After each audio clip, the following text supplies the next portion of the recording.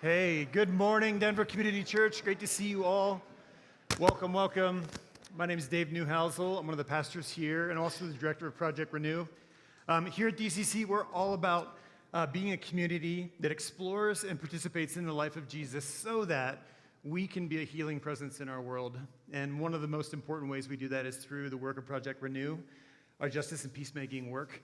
And everything with Project Renew comes back to partnerships. Partnerships here locally, some internationally. And I'm really, really excited this morning to start our time off together by introducing you to one of our partners we haven't talked about in a while, Project ICU. They are a women-powered organization that exists to help women see that they can take ownership of their lives. And one of the main initiatives that they've been working on the last few years is called the Shared Power Initiative. And we had the opportunity to be one of their first donors to that work. And we have a video for you this morning that we'd like to share with you about this amazing work. My name is Nicole Johnson, and I was a Project ICU grant recipient to purchase a home. The dream to be a homeowner came about in 2020 when I separated from my ex-husband. Some of the obstacles that I knew were stacked against me going in was that I didn't have a ton of financial literacy when it came to home ownership. I also was raised by a single mother we lived in low-income housing or Section 8 housing. We didn't have banks or credit unions coming to our schools to tell us about financial literacy or what it would do for your family if you owned a piece of real estate. What this program did is it provided me the backup that I needed to step out on that ledge and make the decision that I wanted to make a change for myself and for my children.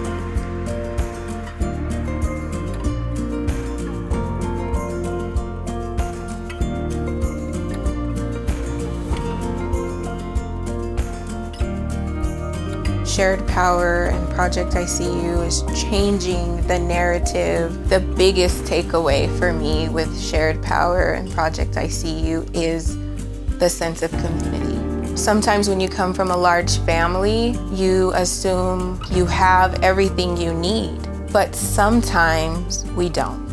And the community that I received when I joined this initiative was amazing. We're talking about where everybody is in their journey financially. We're asking the questions, we're giving kudos. It's a bunch of individuals who didn't know they needed each other, having each other's backs.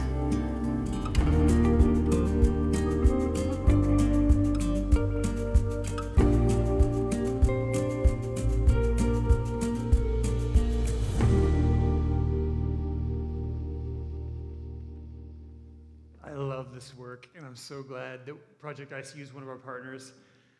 Nicole and her daughter, who are the first recipients of one of those grant programs through the Shared Power Initiative, are here with us. Can you welcome them? Mercy Tucker is also here. She's the executive director and a part of DCC. We're so glad you're here. Thank you so much. And thank you all. Because of your generosity, these are the kind of things we get to do and be a part of. To invest early in this important work. So we'll circle back to it at the end of the service, but so glad you guys can be with us. With that, folks, would you stand? We're going to jump into our service by singing together. It's great to see you all this morning.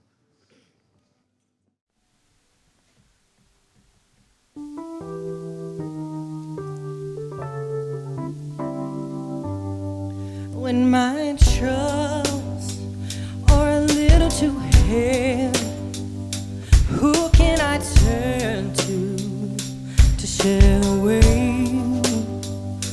When my mind is cluttered and cloudy, who can I turn to clear the way? Who can I turn to? I turn to you. I won't lean on my own understanding. I will let go, follow empty-handed. You say you're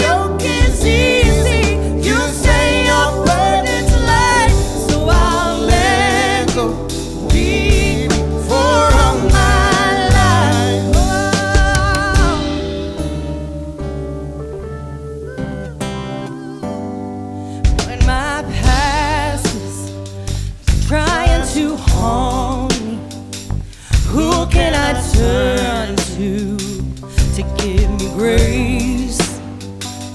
When my future is a little uncertain, who can I turn to? Turn to today. Who can I turn to? I turn to you. Oh, I won't lean on my own understanding. I won't let go, follow empty-handed. You say you're young, it's easy. You say your burden's light, so I'll let you lead me for all my life. So I'll let you lead me for all my life. Some days are long, some work is tough. Whenever I lack, you make it up. Your work is easy, your burden is light. You gave me life, you gave me love. When I am dry, you fill my cup. Your yoke is easy, your burden is light. I won't lean on my own understanding. I will let go, follow empty-handed. You say your yoke is easy, you say your burden's light, so I'll let you lead for all my life. I know your yoke is easy, I know your yoke is light. Let you lead me for all my life. Amen. Again, it is so good to be together this morning. As always, would you take a moment, take a good minute, say hello to someone next to you, speak grace and peace over them now. Hey, everybody. If we don't know each other, my name is Becca Stewart, and I serve as the pastor of spiritual formation here at DCC. And every once in a while, I teach, like today. But before we jump into that, I actually want to make a quick plug. On Saturday morning, March 4th, I am going to be hosting, facilitating a time here at DCC at the building that we're referring to as a Soul Care Saturday. So it's going to be a time of guided prayer and reflection, a little bit more contemplative space. And I've invited some DCC friends who are gifted guides and facilitators to help me so that we'll have some space in that time also for some smaller kind of process groups, sharing time. So if that interests you, I'd love to have you consider it. Actually, the focus of it, or kind of the theme of it, I'm calling Lady Lent. And if you don't know, the Lenten season is about to begin, and we're going to be doing some exploring of feminine imagery of God, particularly God as mother, and thinking about Lent through the lens of waiting in the womb of God. Waiting in the womb of God. Lent can be kind of a dark season, but what if we're waiting and expectant for what wants to be birthed in us? So if that interests you, it's for everybody. It's not just for women. There is a registration link for that. We just want to know how many people to expect. And you can find that on the homepage of denverchurch.org, or you can ask about it in the participate area after the service. Okay, let's jump into the teaching. I actually, several months ago, requested to teach today because I knew where we would be in the Gospel of Luke. If you don't know, we've been working our way through Luke. And this morning, we're in Luke chapter 8, verses 40 through 56, where we find the story of the dying girl and the bleeding woman. And if you know me at all, or you've ever heard me talk about something that I'm really passionate about, then you probably know how important and profound this text has been in my own female spiritual journey, and how I believe that there is in this text actually an archetype or a pattern that serves as invitation for all women. So having said that, I'm going to make some disclaimers. I'm unapologetically speaking to a very specific audience today. Although not a small one, it's an audience that traditionally, historically, has not been uniquely spoken to in the context of church.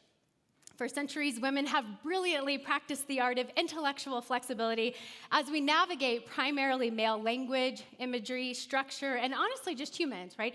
Who it is that we see as representatives of God and church. I'm a spiritual formation pastor, so I think a lot about the spiritual journey, right? What it is that we are embarking on as we move towards becoming most fully human, most fully who God created us to be. And I can tell you that much has been said of the spiritual journey for men. I've often been left wanting when it comes to finding myself in stories and models that were made by men, for men, where men are central, set against the backdrop of an apparently male God. As Mary Daly said, if God is male, then male is God. It is truly something to be a woman in a man's world. We're typically given two options: to play a supporting role in the male hero's journey, or to attempt to plug our female self into a male spiritual journey.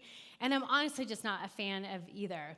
Women are too often limited to dreaming within these confines. But what if being a woman in God's world? God, who is neither male nor female, and yet contains the fullness of both masculine and feminine. I believe that today's text offers such a model, or at least it has for me. And so as we jump into the text and the teaching today, I want to say this. If you do not identify as a female, I want to invite you to practice some intellectual flexibility.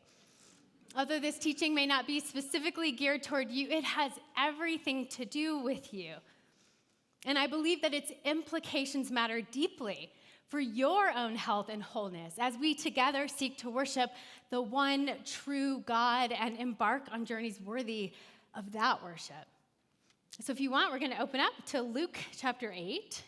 I'm going to be reading verses 40 through 56. And as I read today, I'm going to insert a few extra details as we go, and here's why. This story is actually found in all three of the synoptic gospels, Matthew, Mark, and Luke. And scholars have long recognized that the accounts of this story, both here in Luke and in Matthew, actually derive from the Gospel of Mark. And Mark just gives a few more details that I think are interesting and that I want you to hear. So I'll kind of insert them as we go along. This is what it says. Now, when Jesus returned, a crowd welcomed him, for they were all expecting him. Then a man named Jairus, a synagogue leader, came and fell at Jesus' feet, pleading with him to come to his house because his only daughter, a girl of about 12, was dying. As Jesus was on his way, the crowds almost crushed him. And a woman was there who had been subject to bleeding for 12 years, but no one could heal her.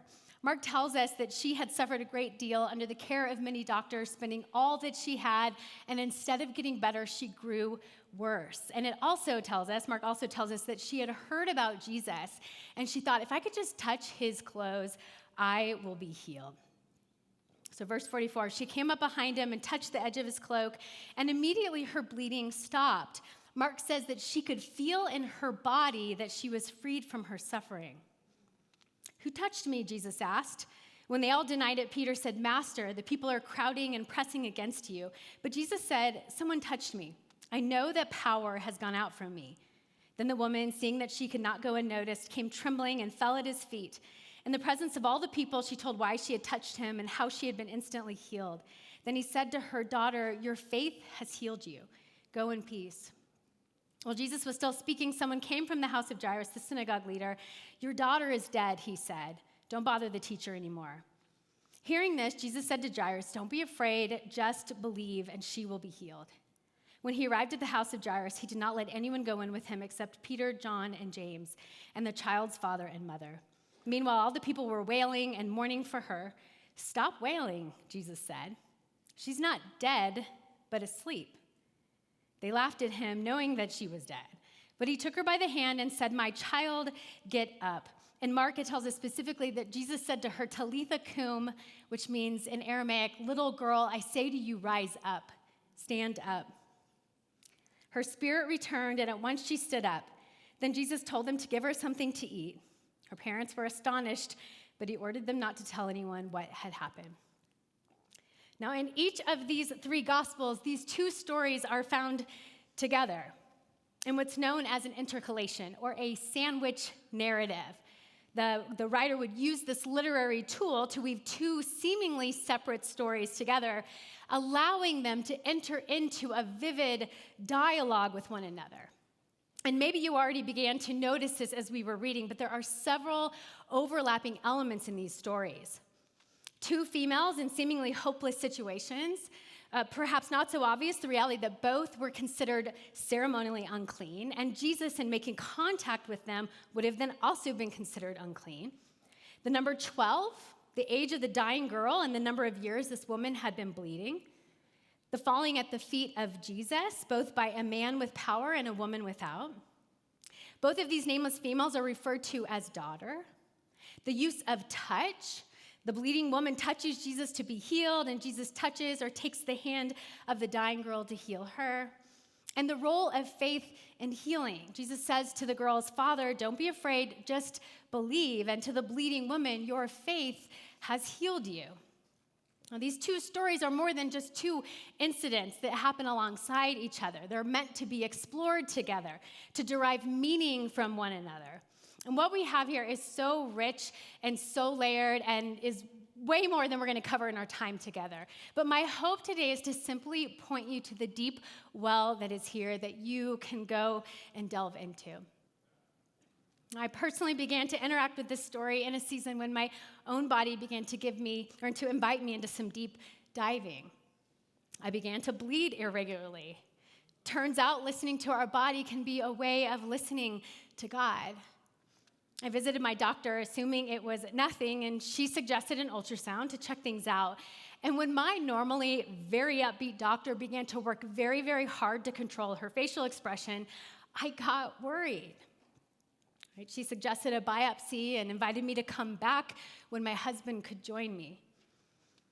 Left only to my imagination and Google, those weeks of waiting had me a bit anxious. And when we don't know where our stories are headed, there can be something therapeutic about finding ourselves in a story of another. I had been working my way through the Gospel of Mark. I was intentionally slow and attentive, and instead of studying the stories, I was inviting them to study me.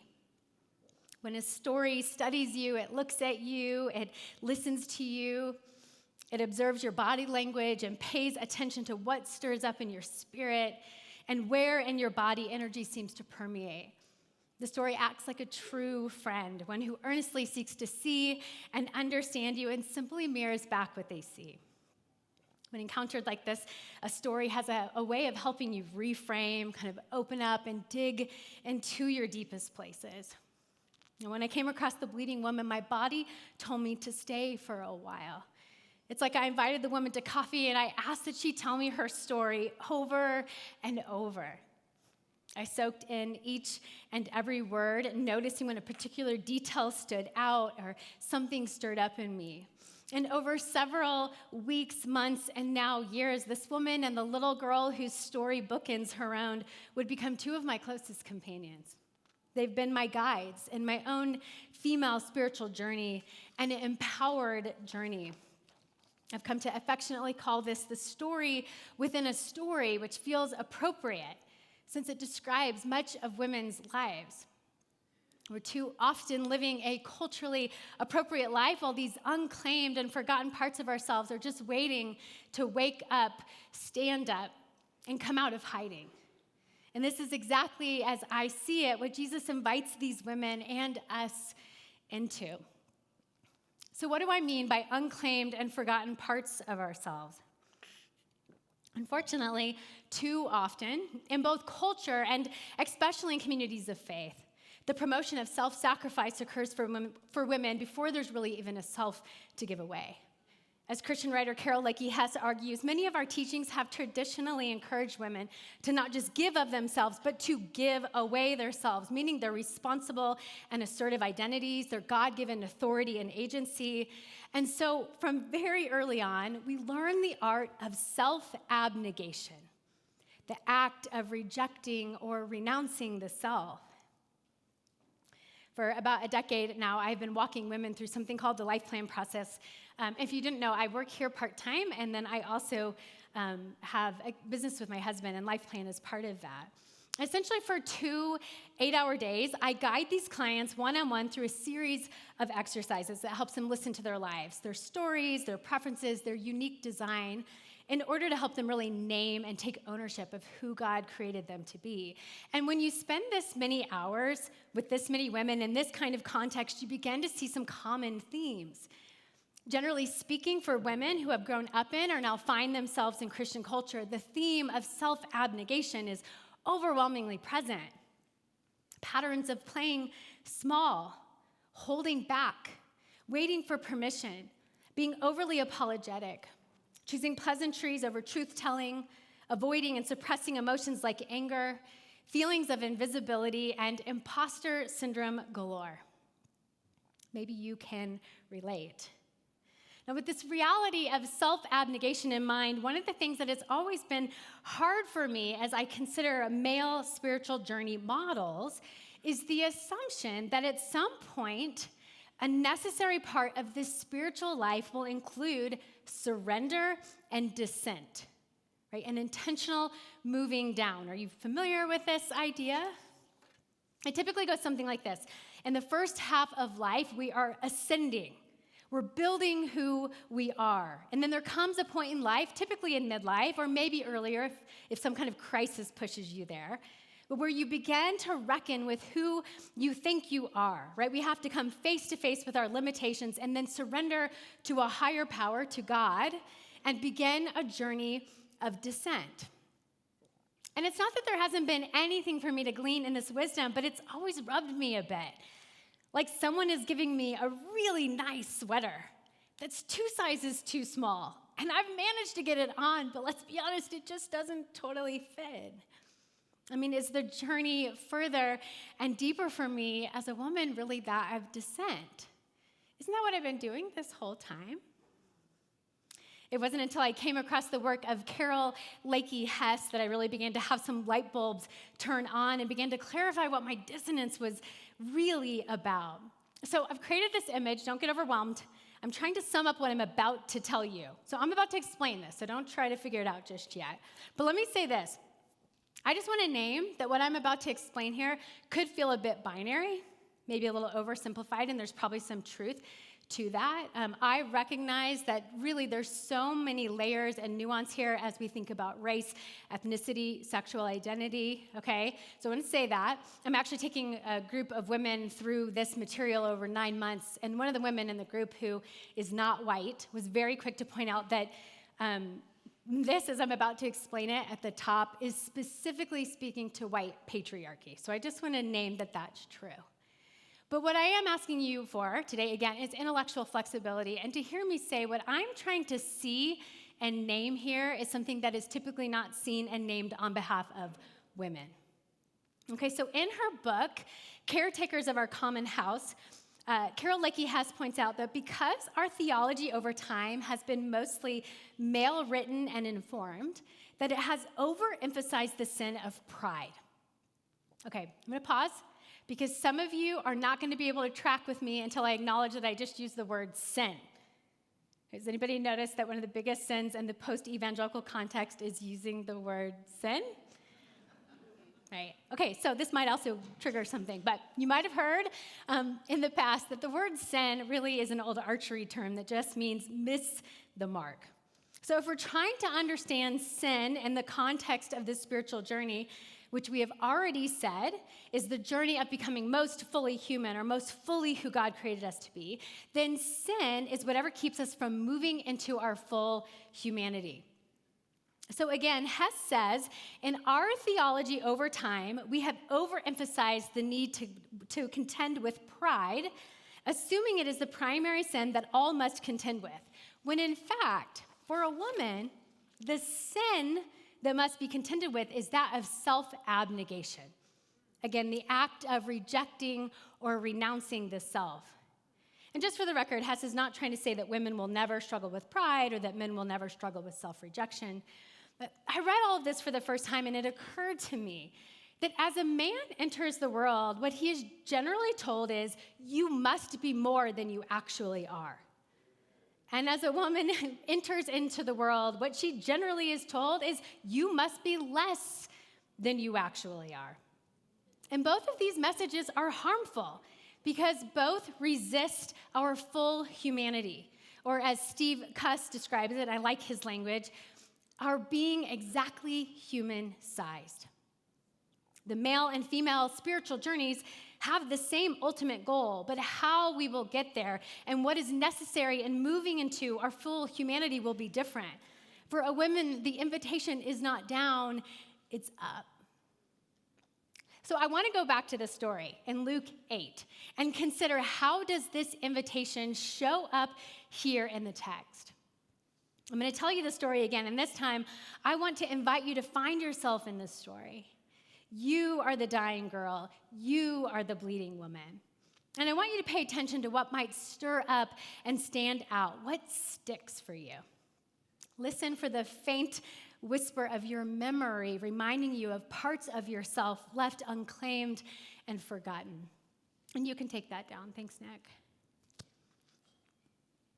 One day, as a large crowd gathered around Jesus, one of the synagogue leaders came and pleaded with him to come and heal his dying daughter. Jesus agreed and went with him, and while on his way, a ton of people followed and pressed around him, and a woman was there who had been bleeding for 12 years. Now, let's be clear. What we're talking about here is menstrual bleeding. This woman was going on 12 years of a nonstop period. She had sought the help of doctors, spending all that she had, but unfortunately, in the broken system that she existed in, one that did not and ultimately could not serve her, instead of getting better, she grew worse. Now, this was a complicated situation to be in, especially for a woman in biblical times, for multiple reasons. Perhaps the most difficult part would have been living with the label and stigma that came with menstrual bleeding. She was considered unclean. According to the Jewish law, anything or anyone she would touch would also be deemed unclean for the rest of the day. That woman should not have been in that crowd, pressing up against and touching so many. There was a clearly defined place and path for her, and she was expected to stick to it. And showing up here, she was breaking all the cultural and religious norms. But she had heard about Jesus and had thought, maybe if I could just touch him, I would be healed. This woman trusted her own intuition, having the audacity to believe that maybe there was another way, a different way than what she had been handed, to seek her healing. And so she makes her way through this crushing crowd, spreading her label of unclean to each body that she rubbed up against until she was close enough to reach out her hand and touch Jesus' cloak. The very thing that she was forbidden to do, to touch, became her healing mechanism. Immediately, her bleeding stopped, and she could feel in her body that she was free from her suffering. Now, if this isn't astounding enough, what Mark tells us next is downright disturbing. Here's what it says in Mark chapter 5, verse 30. At once, Jesus realized that power had gone out from him. He turned around in the crowd and asked, "Who touched my clothes?" Apparently, it wasn't a conscious choice for him to heal her. He turns looking for who it is that took his power. Does that blow anybody else's mind? When he realizes who she is and hears her tell the whole truth, Jesus looks at the woman, and rather than condemning her for such a brazen move, he blesses and affirms her by saying, "Daughter, your faith has healed you. Go in peace and be freed from your suffering." This woman boldly makes the move to come out of hiding, disrupting the system and the status quo, taking Jesus' power without permission. While Jesus is speaking words of blessing and affirmation over this woman, the news comes that the little girl, remember the one who he was on the way to help, apparently she has died. Overhearing this, Jesus tells the girl's father, "Don't be afraid, just believe," and they continue on their way. And when they arrive at the house, they're met by people crying and wailing loudly. They had begun to mourn the death of this little girl. Jesus sees this happening, and in what could feel like a stunning lack of compassion, he says, "Why all this commotion and wailing? Stop. The girl's not dead, but asleep." To which the gospel writers tell us the people laughed at. which makes sense because it feels like a really ridiculous thing to say, but Jesus says it. The girl is not dead, but asleep.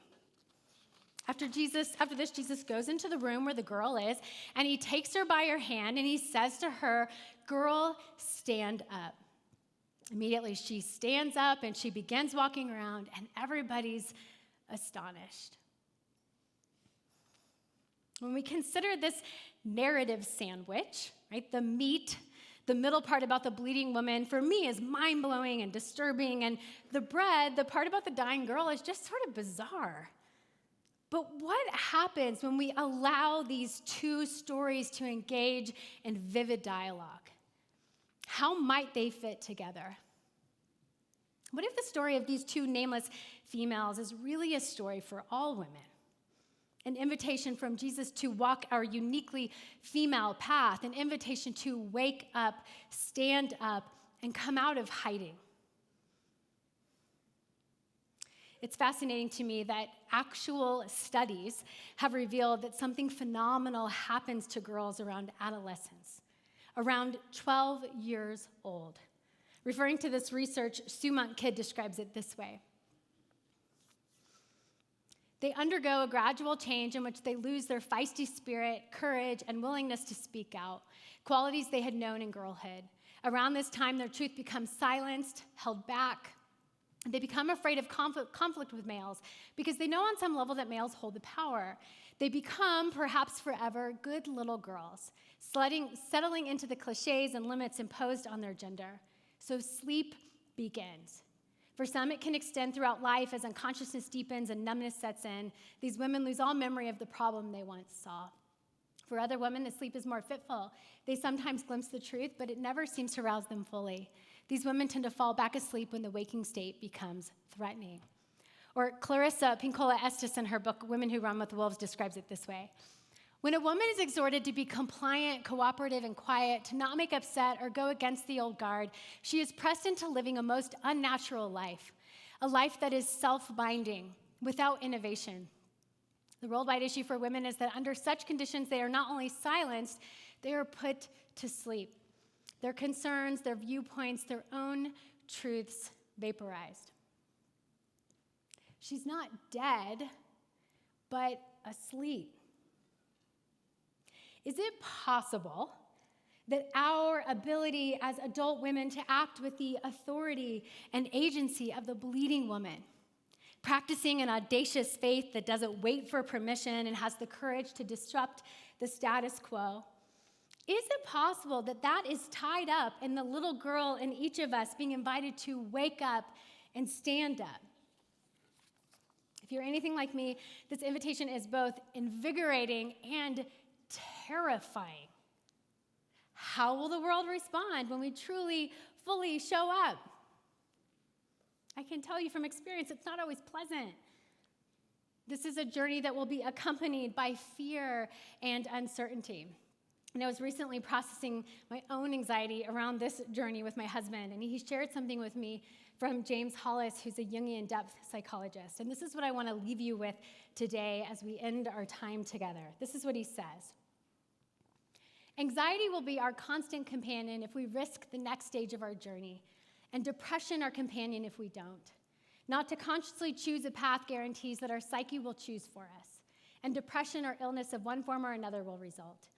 Yet to move into unfamiliar territory activates anxiety as our constant comrade. Clearly, psychological or spiritual development always requires a greater capacity in us for the toleration of anxiety and ambiguity. The capacity to accept this troubled state, abide it, and commit to life is the moral measure of our maturity.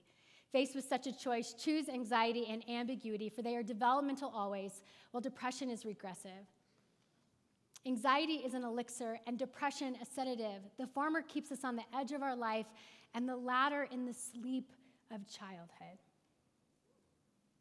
To not risk, to not allow ourselves to be accompanied by the anxiety that will inevitably come in this journey, will keep us in the sleep of childhood. And so, ladies, hear Jesus say to you, Talitha cum, little girl, wake up, stand up, and come out of hiding. Let's pray.